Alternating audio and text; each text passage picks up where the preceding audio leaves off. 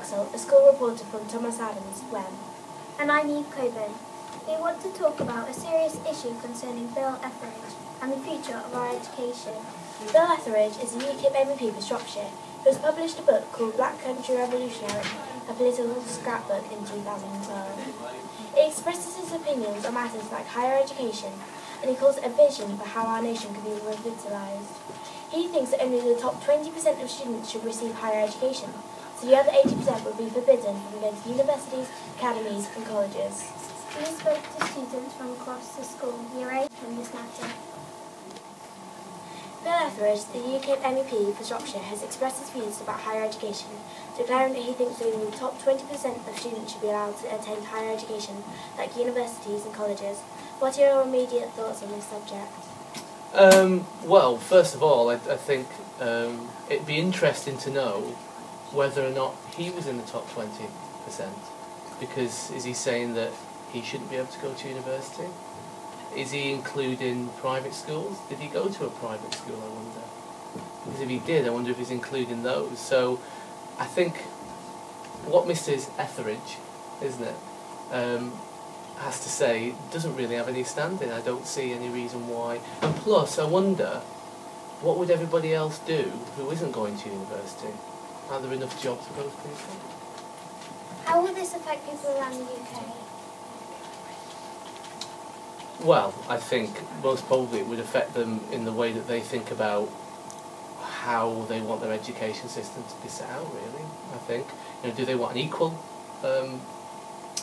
free-for-all, equal society with equal education, with having an opportunity for the best people to get the best chance in life regardless of their background? Or does he want some kind of, sounds to me, ladies, that he wants some kind of elite top 2-3% of the country running the country based upon pretty much his background? I think he wants to run the country in his own way. The top 20% would have their education paid for. Would you say that this would help the economy of the world at all? So the top 20% would get theirs paid for. Well, I'd like to know how he's going to actually pay for that. Did he explain how he was going to do that at all? Did he say where the money would come from to pay for those people? No. So I think rather than being something that's better for the economy, I think it's going to be worse. How does this affect you? Well, it gets me quite angry, to be honest. I think anybody, to be fair, from the UKIP party gets me quite angry. I think from what you said to me, like all UKIP policies, they're ill thought out, they're not in any way financed in the correct way, and I think anybody who does vote UKIP, I think really is voting for a conservative government, I think. So it gets me quite angry. If only the top 20% of students were allowed to attend university, how would this make you feel? I don't think it's right, because it means that most children won't be able to get the proper education they need to get the jobs they want. They won't be able to access these jobs, and they might not get a better pay. I think this is quite a good idea, actually, because their children are going to try harder so that they get into the top 20%, and I just generally think it's a good idea. How will this affect people around the UK, do you think? I think poverty levels will rise because people won't be able to get the jobs they need to pay for housing and bills like water and electricity. Also, more children won't. If more children try harder, there'll be so many that the 20% won't cover all of them, and still people who are trying just as hard as the others won't get into the universities.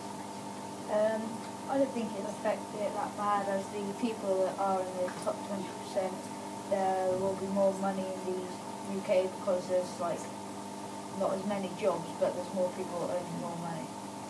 The top 20% would have their education paid for. Would you say that this would help the economy of the world at all? No, because the government's already in debt, and by not paying teachers in schools, there'll be more debts to pay. The government will have to do this, tax levels might rise, and it would affect all of us substantially. I think this is a brilliant idea because children will try harder when they're younger so that their parents won't have to pay for their further education, and yeah, it's just a good idea. We discovered that the majority of people would prefer for this not to take place. The question still remains, how in any way will this resolve our country's economic and education problems? What will become of education in the future? Thank you. BBC School Report.